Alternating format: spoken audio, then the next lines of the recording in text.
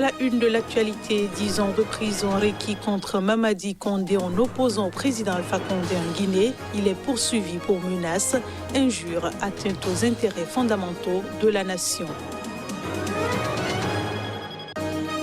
Au Nigeria, 7 enfants ont été kidnappés dans un orphelinat près de la capitale Abuja. Les ravisseurs réclament une rançon pour libérer leurs otages.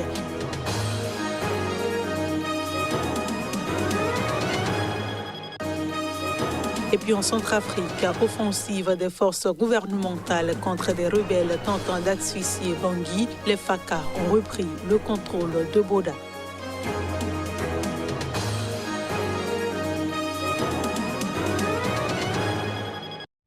C'est un plaisir de vous retrouver pour cette nouvelle édition. Bienvenue à tous. Le parquet guinéen requis lundi 10 ans de prison ferme à l'encontre de Mamadi Condé, un opposant à un troisième mandat du président Alpha Condé, poursuivi pour atteinte aux intérêts fondamentaux de la nation et incitation à la révolte. Mamadi Condé, un jeune opposant et blogueur vivant alternativement en Guinée au Canada, a été arrêté le 26 novembre 2020 et est depuis écroué à la prison civile de Conakry. Il est poursuivi pour menaces, injures, atteinte aux intérêts fondamentaux de la nation, xénophobie, incitation à la révolte, après avoir publié des textes contre un troisième mandat d'Alpha Condé et des vidéos critiques contre le pouvoir. Le procureur a requis 10 ans de prison et réclamé également une amende de 300 millions de francs guinéens, environ 27 000 euros. Mamadi Condé soutient ne pas reconnaître les faits qui lui sont reprochés. « J'ai beaucoup de vidéos dans l'intention de conscientiser le peuple. J'ai fait ces vidéos juste pour donner mon opinion », a-t-il dit lundi à la barre du tribunal. Je demande pardon au président Alpha Condé s'il estime qu'il a été vexé par mes écrits ou autres productions. Le jugement a été mis en délibéré au 8 février. Le procès s'était ouvert le 18 janvier. Les semaines avant et après l'élection ont vu l'arrestation de centaines d'opposants, selon Amnesty International et Human Rights Watch. La Guinée a été le théâtre pendant des mois d'une mobilisation contre un troisième mandat consécutif du président Condé. La contestation, plusieurs fois brutalement réprimée, a fait des dizaines de morts depuis octobre 2019. Alpha Condé, 82 ans, a néanmoins été proclamé vainqueur dès le premier tour de la présidentielle du 18 octobre 2020 par la Cour constitutionnelle. Des centaines de candidats sont en lice pour les législatives du 6 mars en Côte d'Ivoire. 255 sièges dans 205 circonscriptions sont en jeu. Le parti d'Henri Konan Bédié a positionné près de 140 candidats et laisse une centaine de sièges à son allié. Le Parti démocratique de Côte d'Ivoire, PDCI, et ses alliés de la plateforme Pro-Gbagbo d'EDS se sont répartis les circonscriptions. À cet effet, le numéro 2 du PDCI, Maurice Kakou-Gikawe, en convalescence en France, défendra son fauteuil de député à Gagnoa, sous-préfecture, notamment face à Marie-Odette Lorouillon, chargée des femmes au sein du FPI Gbagbo, avec qui le PDCI est pourtant allié pour ce scrutin. À Marcory, le maire, Abi Raoul, portera les couleurs PDCI aux côtés d'un colistier député sortant dans cette circonscription qui compte 2 sièges. Mais il aura face à lui un proche de Laurent Gbagbo en la personne de Damana Picasse, exilé au Ghana depuis 10 ans. Même scénario à Port-Boué où le maire PDCI, Sylvestre Emou, est en lice contre un candidat aligné par l'allié EDS, Justin Kone-Katina, un autre exilé proche de l'ancien président, Laurent Gbagbo. Le PDCI met le paquet sur les régions du centre, mais ne délaisse pas les autres pour autant. Jean-Louis Billon est candidat dans le Hambol, à Dabakala, ville dont il a longtemps été maire. Enfin, dans le Haut-Sassandra, Alphonse Didier Madi, figure du PDCI, a finalement obtenu l'investiture du parti après avoir d'abord déposé son dossier comme indépendant. Au plateau, Jacques Ewuo, maire et député sortant, défendra son siège. Tout comme Yasmina Weyen à Cocody. Elle avait été élue en indépendante en 2016. Cette fois, elle a reçu l'investiture du parti d'Henri Konan Bédié. Et puis, comme un air de revanche, Georges Ezalé tentera de conquérir le fauteuil de député de Bassam 2 ans après avoir perdu la mairie. Dans quelques cas, des candidats des 2 formations briguent le même siège. Je le disais en titre, les forces armées centrafricaines FACA ont repris dimanche le contrôle de la ville de Boda. Le gouvernement centrafricain a annoncé avoir attaqué les rebelles qui tentent d'imposer un blocus de la capitale Bangui et de renverser le régime du président Faustin Archange Touadéra, tuant 44 d'entre eux.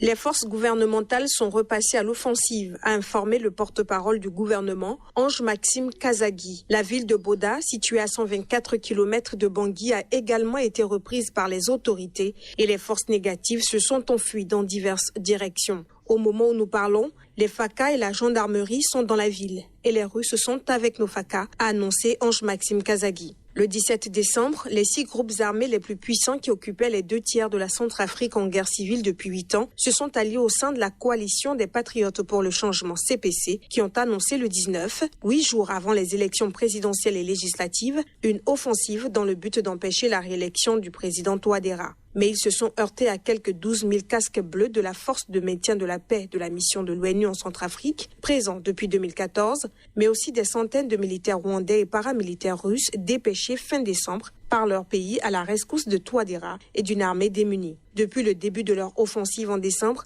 les rebelles de la CPC cherchent selon l'ONU à asphyxier la capitale en coupant les 3 principales routes qui y mènent. Le 21 janvier, le gouvernement a décrété l'état d'urgence pour une durée de 15 jours sur l'ensemble du territoire pour permettre aux autorités de procéder à des interpellations sans forcément passer par le procureur de la République. Au Nigeria, 7 enfants ont été kidnappés dans un orphelinat près de la capitale Abuja. Les ravisseurs sont une bande de criminels. Ils réclament une rançon pour libérer leurs otages. 11 personnes au total avaient d'abord été enlevées, a expliqué la directrice de l'orphelinat. Mais un adulte et 2 enfants ont été finalement relâchés par les criminels et ramenés à l'orphelinat parce que l'un des enfants pleurait et qu'un autre ne pouvait pas se déplacer par lui-même. Ils ont été kidnappés samedi entre 1h et 2h du matin par un groupe d'environ 25 hommes. Les criminels ont demandé une rançon de 10 millions de naira, soit environ 26 000 $, pour la libération des otages qui ont entre 9 et 14 ans. Une porte-parole de la police a confirmé l'incident et a déclaré qu'elle avait lancé une opération pour assurer la libération des enfants sains et saufs. Les enlèvements contre rançon sont très fréquents au Nigeria, en particulier dans le sud du pays riche en pétrole et dans le nord-ouest où des centaines de personnes de diverses catégories sociales ont été kidnappées ces dernières années. Les victimes sont généralement libérées quelques jours ou semaines après l'enlèvement, bien que la police confirme rarement le paiement d'argent aux ravisseurs. Une société de conseil nigériane en géopolitique estime que plus de 18 millions de $ ont été payés en rançon depuis 2011 dans un rapport publié l'année dernière. En Ouganda, Bobi Wine, l'opposant principal du pouvoir, pourra peut-être sortir librement de chez lui. La justice ougandaise a ordonné ce lundi que les forces armées lèvent le camp de son domicile. Après avoir voté le 14 janvier dernier, Bobi Wine a déclaré ne plus pouvoir sortir de chez lui en raison d'une forte présence militaire autour de sa résidence. Si l'armée avait nié être rentrée chez l'opposant, sa présence est quand même visible dans ses alentours. Tous les appels demandant la cessation de cet état de siège n'ont jusqu'ici pas eu d'effet. L'ambassadrice des USA en Ouganda voulant rendre visite à Bobi Wine a même été interdite d'accès par les forces de l'ordre. Cette décision de la justice ougandaise sera peut-être la bonne pour que Bobi Wine puisse aller et venir librement. La restriction de déplacement continue et indéfinie du pétitionnaire dans sa maison est illégale et son droit à la liberté a été entravé, a déclaré lundi le juge Michael Elubu de la division civile de la Haute Cour de justice ougandaise, un tribunal de Kampala. Ces restrictions étant considérées comme illégales, nous ordonnons qu'elles soient levées, a-t-il ajouté. Candidat malheureux à la présidentielle qui a marqué la victoire pour un 6e mandat du président sortant Yoweri Museveni, Bobi Wine est de fait bloqué dans sa résidence de la périphérie de Kampala, la capitale.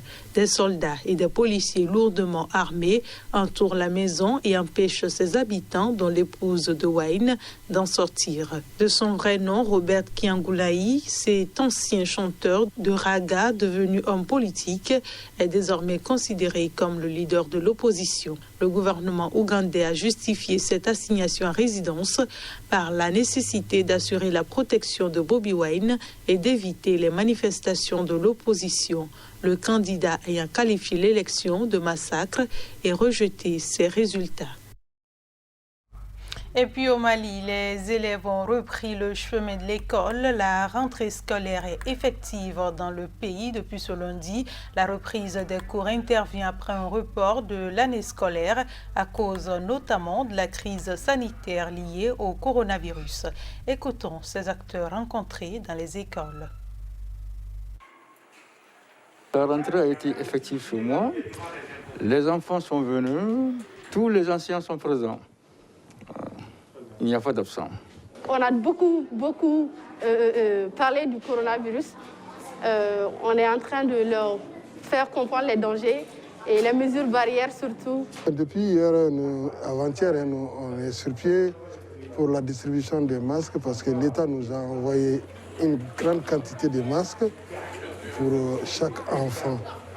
Je dis bien pour chaque enfant, ce n'est pas seulement les écoles publiques, mais même les écoles privées en ont reçu.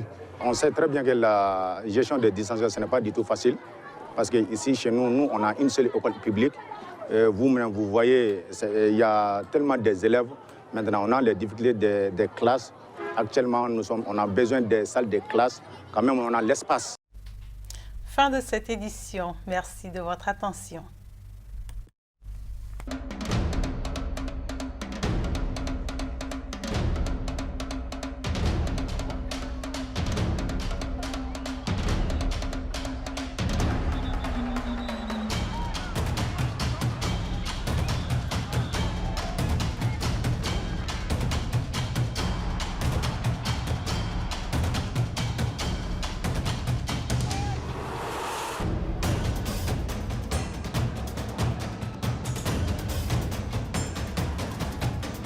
If they want to get you, they'll get you.